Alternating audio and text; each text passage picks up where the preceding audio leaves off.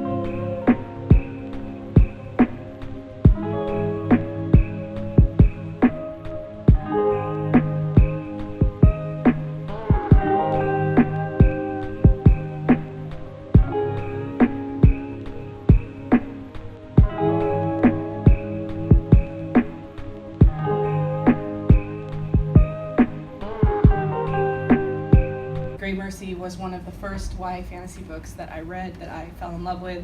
And so I have a million trillion questions for you. So I'm going to start with your returning to this world. And you stepped away from it for a while. So I was wondering what brought you back? What brought me back? Well, when I stepped away, when I wrote Moral Heart, I thought I was done. And this voice started talking in my ear. So, what you doing? And it was SABAA's voice. I said, I'm lying here trying to recover from you just trying almost killing me.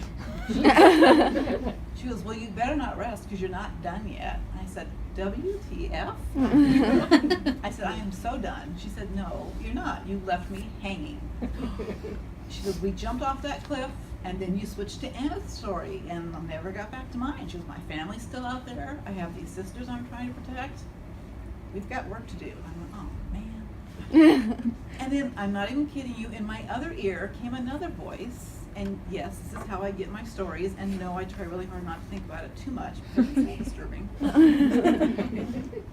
This other voice said, not to mention me, and I said, well wait, who are you? And she goes, remember in Moral Heart when you mentioned the two girls who'd been sent to the French court 5 years ago? She goes, we haven't heard from the convent in 5 years, and we want to know why. I want out. Get me out of here. I went, okay. So I guess we're not done. And so it was the characters. The characters just Start talking. Sounds like some characters I know. Yeah. Yes. You ever look at past Robin and be like, God, past Robin, you pain in the neck. Like, why'd you do that? No. No? You should talk to past SABAA then. What I do is what I find is past Robin leaves these great breadcrumbs that I thought at the time were just okay, I have to pull that out because it doesn't mean anything. But then it does mean something. It's thank you, past Robin. Oh, wow, good for you. You're way nicer to your past self than I am. Okay, so you were talking about these characters appearing in your head, and I am always sort of curious about how they appear. You talked a little bit about Jen sort of starting to speak to you, but I'm wondering how SABAA originally appeared way back, and also sort of how Jen developed as you started writing her. So SABAA was kind of a trip. I was writing, so first of all, I'd written about, it took me 17 drafts to get Grave Mercy right. Just for the record, for any of you thinking they're on their third draft and are never going to finish a book, trust me, there's lots of drafts you can do. But so when I got Ismay to the convent, I knew there would be other girls there. I didn't know who they would be, but I just figured, well, we'll think of somebody when we get there. So she gets there and we meet Anna. I thought, oh, perfect. She's the little goody two-shoes that everybody wants to hate but can't because she's so nice. She probably has such an easy cruise life, so she'll be an interesting character. And then as we walked into the infirmary, I thought, well, there'll be another wounded girl there. And SABAA literally just sprung up off the page, kind of wholly formed, and she just raised her head and started talking, and it was almost like channeling. It was the closest I've ever been to channeling something. I thought, well, who are you? And you were so angry and so broken and so fascinating. And she almost took over the book. It was really hard to get her to, okay, I said, finally we had to go have a talk. And I said, look, clearly you have a story you need to tell. And I really want to hear it. This is Ismay's story. So if you will just play along for a little bit longer, you will get your own whole book, I promise. So I had to be a little conscious of not putting her in too many scenes because she was so... Yeah, she steals the show, She for really sure. does, yeah. Yeah. And Jen, how did she sort of develop as you wrote her? You started hearing her, but she has such a distinctive character. It was just, she was so unusual. The other girls had come to the convent from a very traumatic or dark or abusive past, and I realized early on that she hadn't. She had been born, she's the daughter of a prostitute, who invited death into her bed on a dare, and Genevieve was the product of that. And she was raised in the top room of a tavern by her mom and what she referred to as her aunts, her mom's fellow prostitutes, and she had a very happy childhood. She loved this family of hers. And I thought how interesting it would be to have a relationship with the convent where you were taken away from something you loved because her family wanted her to have better choices than they did.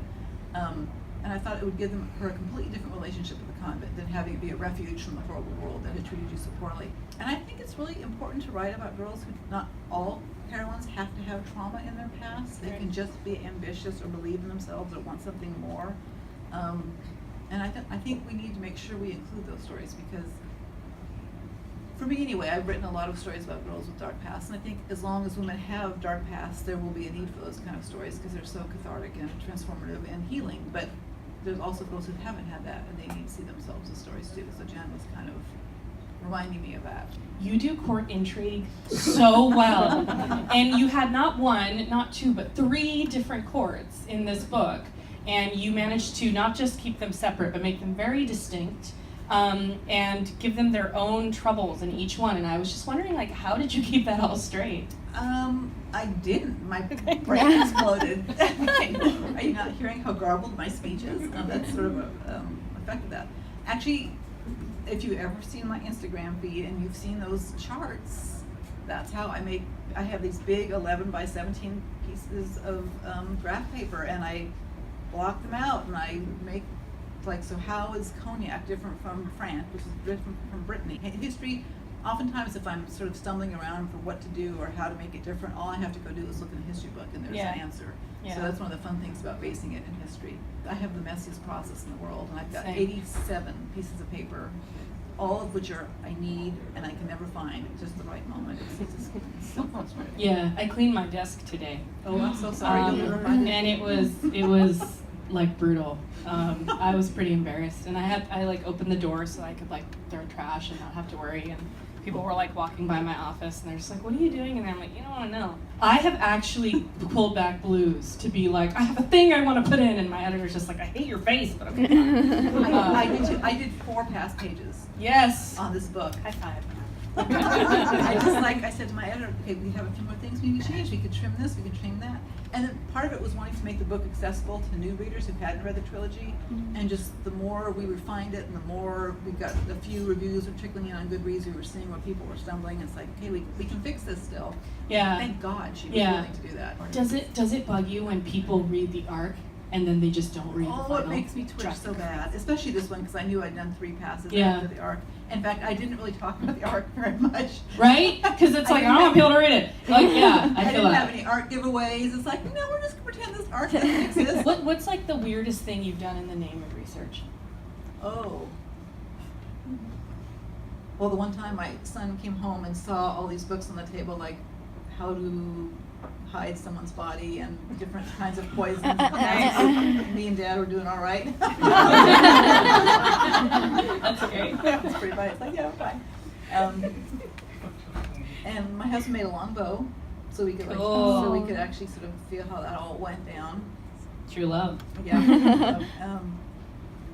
I'll fight with my husband. I'm like, you stand here, pretend I punched you in the face. Yeah. Now what would you do?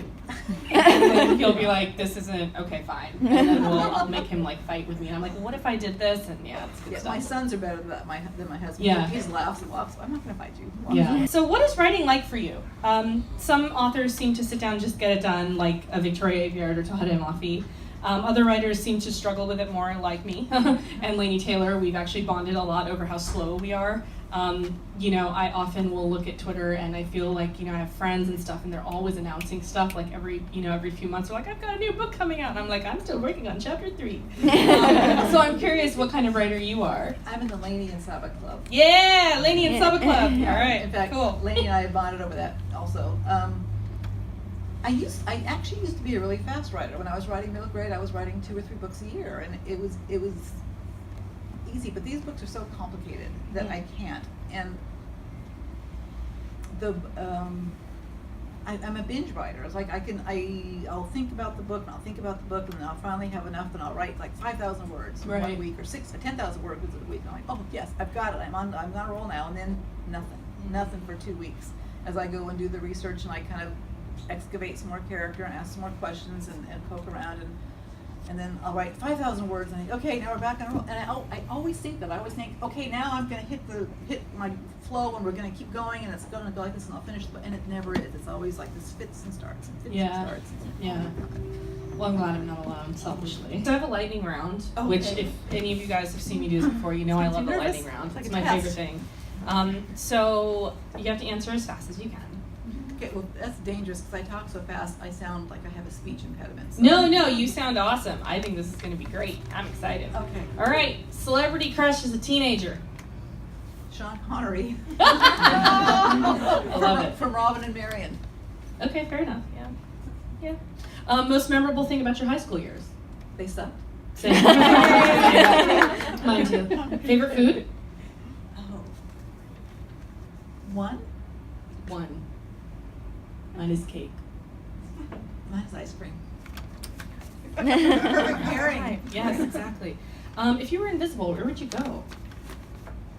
I would go spy on everybody. Yeah. Just go like peek in their bathrooms, shelves, and see what they kept in there, and like just look in their closets and under their bed and find their secrets. Yeah, I'd rob a bank. Really? I would, yes. I'm like, no, all I live in the Bay Area, man. You want to live here? For the record, I never look in anybody's bathroom cabinets when I'm in their house. There's little lines I'm across. If I was invisible, it'd be a whole different thing. It would be so embarrassing if she looked in mine because she'd just be like, what are all these skincare products? How much money have you spent? No wonder you needed to rob a bank. Oh, God. So my husband is always like, what is all this? So like in our bathroom, the entire medicine cabinet is mine, as are all the drawers. He gets one drawer. Because that's just how it goes. And he's like, fine. And I'm like, you're bald. You have no hair. You don't need hair products. Like, well, you need a hairbrush? So anyway. So what's one trait that you value above all in a friend? Loyalty. Loyalty, same. Introvert or extrovert? The queen of introverts. Yeah. I ran a blog called Shrinking Violet blog. That's great. Important question. What is your favorite deadline snack? Chocolate. Good. Yes, what kind? Don't worry, it's not a test. If you say milk, I won't judge you. No, I like dark chocolate with caramel. Salted dark chocolate. I am all about that. What was your favorite book as a teenager? This is so like cliche, but The Lord of the Rings. Yeah, it's a good one. It just kind of, it knocked my socks off, just the complexity of the world building and how it felt so based on. And now, of course, I know he did go back and look through old myths, but it felt so real to me. Yeah, it felt very real. What about as an adult? As an early adult, and probably one of the most formative books for me was, these are really old, but it was The Crystal Cave by Mary Stewart. And what it was is she, and I would say that's probably the template I used for Grave Mercy, was she took the story of Merlin and made it historical fiction. I see. In Romanized Britain, and it was so fascinating to me because I couldn't tell where the history began and the myth ended, and I thought, well, maybe Merlin really did, maybe he was really a historical figure. Right. And this was back before Google and the internet, so I would go to the library and look at all the encyclopedias. Right. Encyclopedias, it really didn't have that much in there. Yeah. Of course, you couldn't find much, but I was so fascinated by the idea that maybe he really did live. He really did live. Which fictional character do you want as your BFF? What fictional character do I want as my BFF? SABAA. Yeah, I would, same. She would have my back. Because she wouldn't let anyone mess with you. No. Yeah, No. like when I robbed the bank, she'd do the getaway car. Great. Yeah. Reach for the biskwik.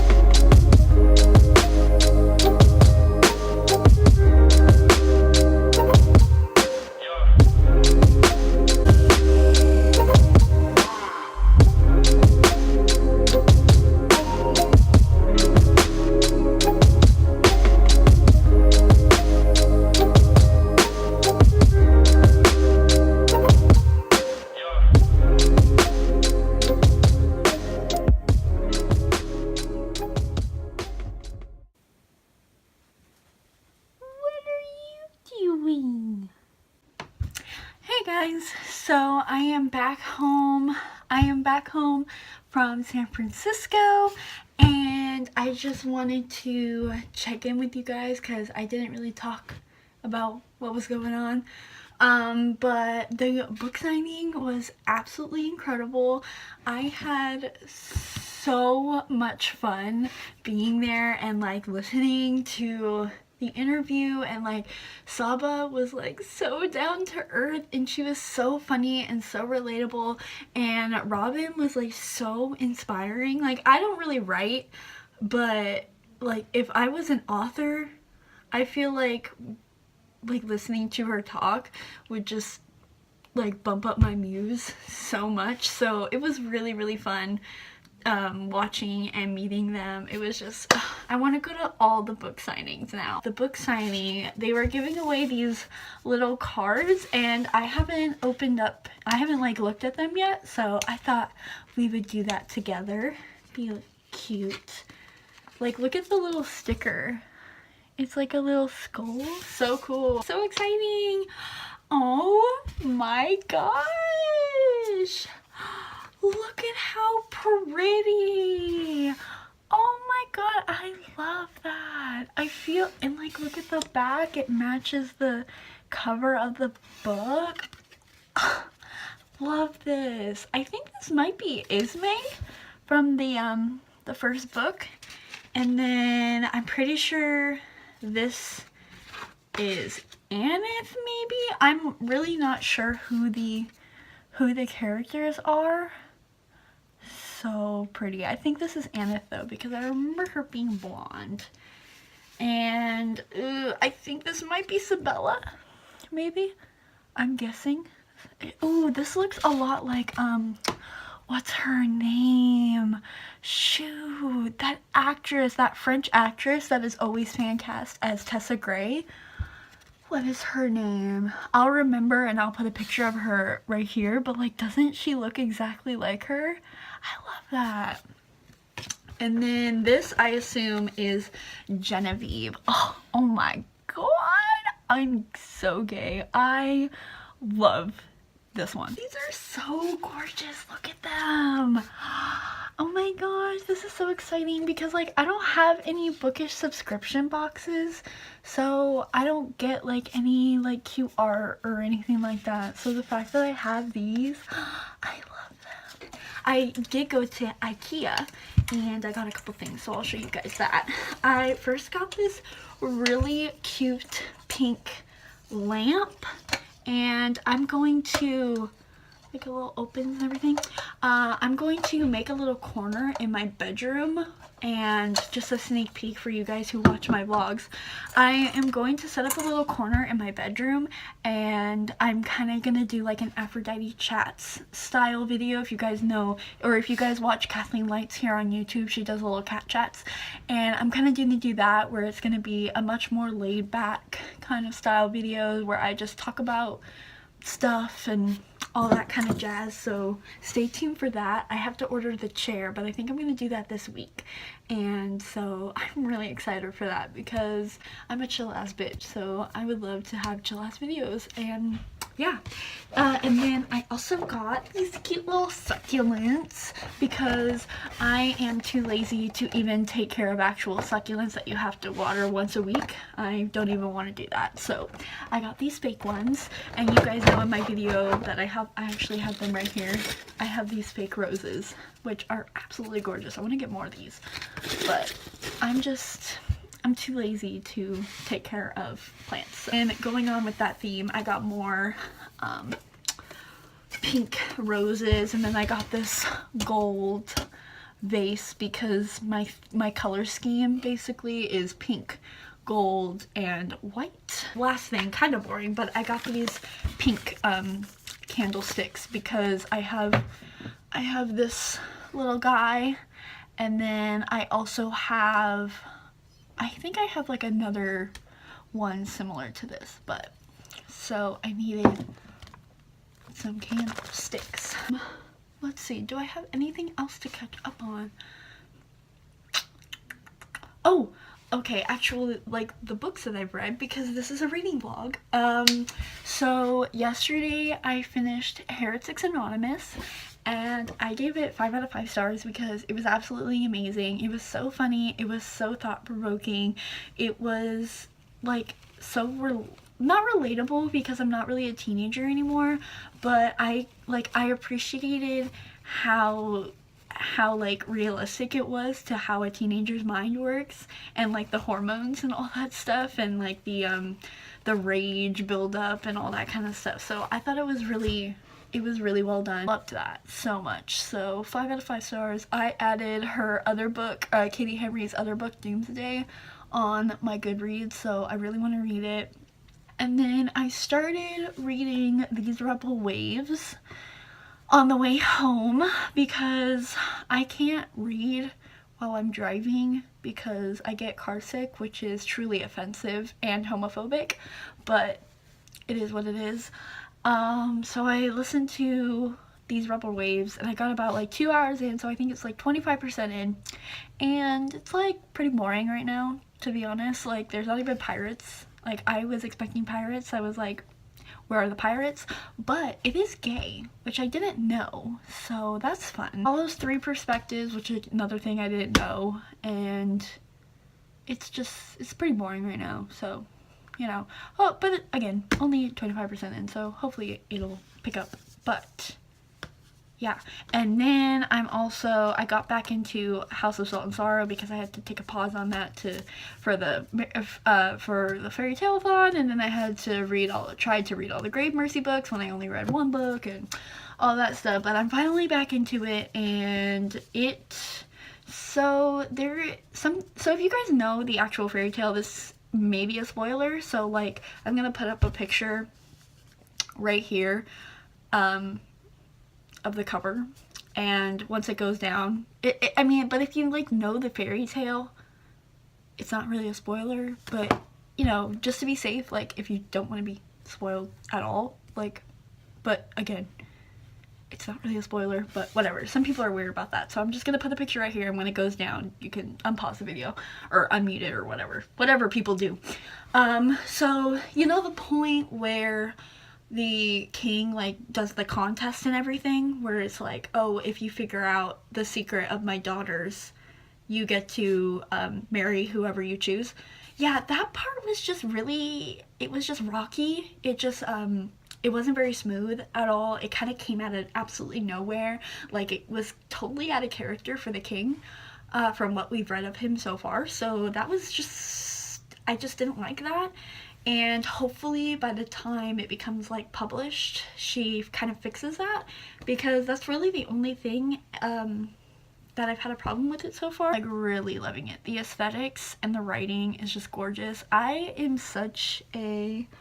love ocean set stories so much, and like I love a beach aesthetic, especially like a medieval beach aesthetic. Oh, I'm loving the romance. It's not really a romance yet, but you know when there's a romance. That's not a spoiler. Like, it's a YA book. There's gonna be a romance. Love the guy. Love him so much. And love the girl, which is surprising because these last like bunch of books I've been reading, I have not liked the main character. So it's very nice that I don't mind this one. Go and hang out with my boyfriend, and then probably clean my room, because I really need to do that. Please just ignore my background, because you guys only see my filming area, but the rest of my room, that's a different story. Hello. So I've been cleaning, which is surprising for me, and I thought I'd give you like a little tour of what I'm working with for like my little corner, my little Aphrodite chats corner. Alright, so like this is the space. It's really not that big because my room is not that big, but I'm probably gonna hang this little bulletin board right. I think I'm gonna put my tapestry over here so I can have that as my background, at least until I get a Birth of Venus picture to put right here. And this, don't mind that dustiness, I still have to dust it and stuff, but like this is the shelf I'm going to decorate. Obviously not decorated yet.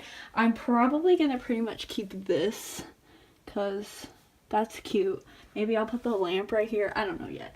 But, and then I have my extra copy of Radiant Shadows. Wow, look at how dusty that is. Embarrassing. And then those are just some textbooks and some stuff. So that's, again, so here's the space. Yeah, hopefully I can make it pretty. Alright, so this is kind of what I came up with. It's not the best. I'm definitely not an interior designer, but it will do, and it'll be really cute with my little saucer chair that's gonna be pink, of course, and then I got little star fairy lights and stuff, so I don't know, I think it's pretty cute. So now staying on track with the trend of stealing my boyfriend's things, I stole the number 1 of Snot Girl, and I've really been wanting to read this for like a long time because the art is so beautiful. And so I'm just gonna read this real quick.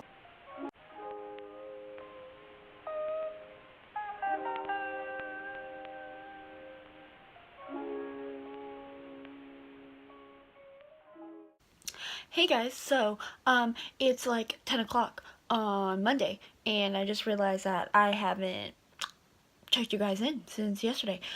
So I haven't been doing nothing, though. I know you guys were thinking that. So I started off the day getting boba with my friend Rachel, and then I started filming my binge graphic novel video. I've been reading a lot, so I read The Lightning Thief, which is Heavy Vinyl, and Paper Girls. And if you guys want to see all my thoughts about that, I'll tag it up here for you guys to watch. But right now, I'm doing something very exciting, and that is creating a Olympian parent quiz. So if you guys follow me on Twitter, which if you don't, you should, because I'm always on there, I tweeted, I was like, I really need to make an Olympian parent quiz because the ones online absolutely are garbage. So I decided to make one of my own. So I've been doing that, and it's a lot of fucking work. So if you guys don't appreciate this, and if you guys don't take this damn quiz, I'm gonna be mad. So y'all better do that. It hopefully will come next week. Maybe next week. If not next week, the week after that. Hopefully. I don't know. We'll see. But I've been doing that and having fun. Not really. But it's gonna, I feel like it's gonna pay off in the end. Because I hope so. So I just finished House of Salt and Sorrow by Aaron Craig. Guys. Wow. Like, hands down, favorite read of the year so far. I think it's gonna, like, and that's including Song of Achilles. It's better than Song of Achilles, guys. Like, it was so good. I just wrote my Goodreads review, and I totally forgot everything I already said because it's harder for me to put into words how good this book is. First of all, the writing is gorgeous. Absolutely stunning. I want the entire Thomas's Children's wardrobe. All of them. Even like the 6-year-old. I want the 6-year-old's dresses. What am I going to do with them? I don't know. But I'm going to find a use for them because holy shit, it is so gorgeous. I was transported into that world with such ease. It was stunning. You are just totally gripped into the world. You feel like a part of the family when you're listening to and you're going through their trials and tribulations of these sisters as they try to figure out this curse on their family. And it is also so creepy. It is not only like whimsical and like beautiful with the dresses and the dancing and the balls and the extravagant lifestyle of princesses, but it's also super fucking creepy, dude. Like, I was like reading this in like broad daylight and I was like scared. Like, it is so creepy and eerie and haunting, and especially the ending. Like, I was in a crowded university hallway and a bitch was scared. It was just so good. And the romance, guys, the romance is so fucking good. And I am so happy because I have not liked a heterosexual relationship in fucking forever. I will die for them. I love them so much. Their chemistry makes me want to go through AP Chem and AP testing all over again because, oh my god, I have been rejuvenated. I love them so much.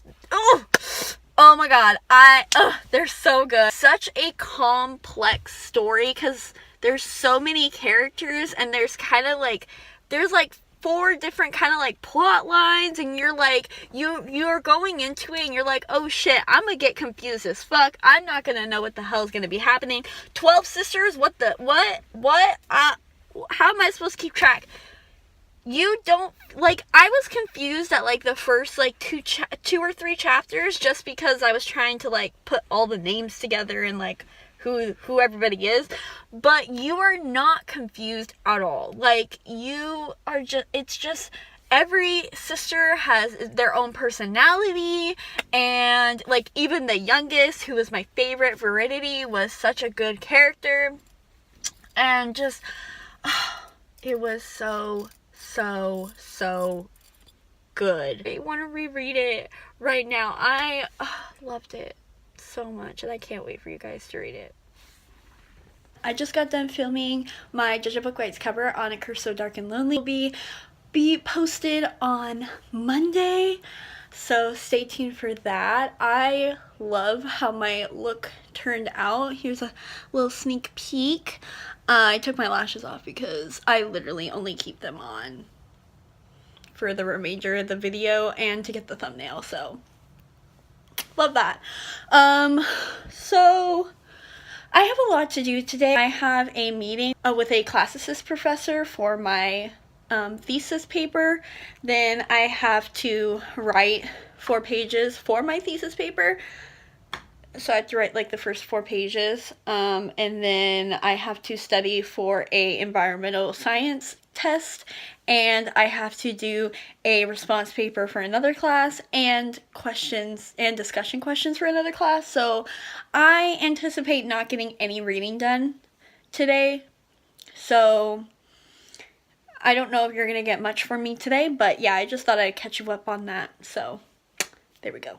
Hey guys, quick little library haul. I had to go return my graphic novels and another book. So I first got The Summoning by Kelly Armstrong. I am co-hosting the book club, or the Trashback book club, with Chandler Ainsley and Carrie the Book Bell on Monday, so be sure to tune in to the live show for this on Monday, 6 p.m. Pacific Standard Time. So be there. I'm gonna read this trash and see if I hate it just as much. Story to the origins of this book club. I tweeted one day, I was like, what is your guys's, like, what is your worst YA mid 2000s read? And this was mine. And Carrie and Chandler were like, oh, I was trash for that. So I told Chandler that she needed to host a YA paranormal romance book club, and thus Trashback Book Club was born. So there's a little origin story. I imagine I'm gonna hate this, but we'll see. Who knows? And then I also got the audiobook for Shadow and Bone, because on Libby this isn't there. I don't know why this is, like, they have the audiobook, but like it's not on the Libby app. So I don't know what's up with that, but I really need to get my ass into gear and read the Grisha trilogy so I can read Six of Crows and all that stuff. So, and then the last thing I got was another graphic novel. And that is the Dragon Age graphic novel. This unfortunately didn't get to me before I did the video, the graphic novel video, but you know, here we go. Guess who went to Goodwill? Of course. And guess what I got? Y'all are not gonna believe what I just got. So, you know that whole thing about me being in the Trashback Book Club that I was just talking about yesterday, and how I went to the library to get the book? Look at what I found. Look at what I found! How in the world do I find this? What? Like, right before live show on Monday, I find this.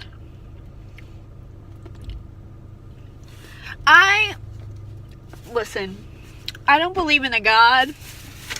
I don't believe in nothing. But coincidences are wild sometimes. I also got The Glittering Court by Rochelle Mead. I'm pretty sure I've read something else by Rochelle Mead. I think it was like Bloodlines or Bitten or something like that. And I looked it up on Goodreads while I was in there because it doesn't have a dust jacket. But I don't know. It's about the court and I like that shit. So I got it. So yeah. I've been listening to Crescendo for the Hush Hush little read along with Zaf from the Psycho Nyx, Karina from Karina's Books, I think that's her at, and then Chandler from Chandler Ainsley. Did you see that? I almost lost a french fry. It's okay. The car is clean, it's fine. And I'm literally 70% in, and just now things are finally happening. Like, I kid you not, literally 60% of the book, nothing is happening. The plot is finally, like, kind of picking up. Not really, though. Still love V, still would die for V. There was a line where her and Nora were getting hot dogs, and Nora was complaining. She was like, ew, I don't like this, it's so unhealthy. And V popped up and she was like, so is your relationship with Patch, but you liked that. Damn. She did not have to go that hard, but she did. Oh, I love her so much. Love her. Love her. But yeah, that's it. You know. I'm gonna go home now. So, bye. Alright guys, so I'm just gonna close off this vlog. I read a whole bunch of shit this week. I read 4 books. So I read Heretics Anonymous, which I gave 5 out of 5 stars. I read House of Salt and Sorrow, which I gave 5 out of 5 stars and is my favorite book of the year. Then I read These Rebel Waves, which I gave 3.5 out of 5 stars. I read Crescendo, which I gave 2 out of 5 stars, and then I read a shit ton of graphic novels. I read The Lightning Thief, which I gave 5 out of 5 stars, Witches, which I gave 4 out of 5 stars, Heavy Vinyl, which I gave 5 out of 5 stars, Paper Girls, which I gave 3 out of 5 stars, American Vampire Volume 2, which I gave 3 out of 5 stars, House of Glass from the Witcher series, which I gave 5 out of 5 stars, and yeah, I think that's it. Oh, and I read Monstrous, but I DNF'd that, so, you know, not gonna really count that. But I think that's it. Hopefully I didn't forget anything. If I did, this vlog is already almost an hour long, so just hopefully you got it. I hope you guys liked this vlog, and if you didn't, well, there's always next week, so bye!